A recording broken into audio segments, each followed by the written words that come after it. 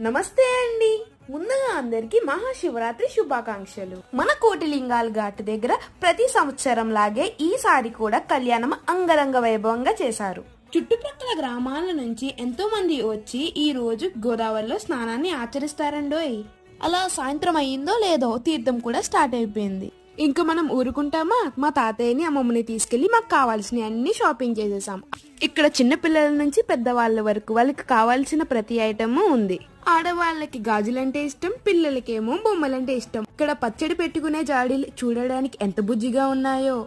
ఈ తీర్థంలో మేమేం తీసుకున్నామో నెక్స్ట్ క్లిప్పింగ్స్ లో మీరు కూడా చూసేయండి.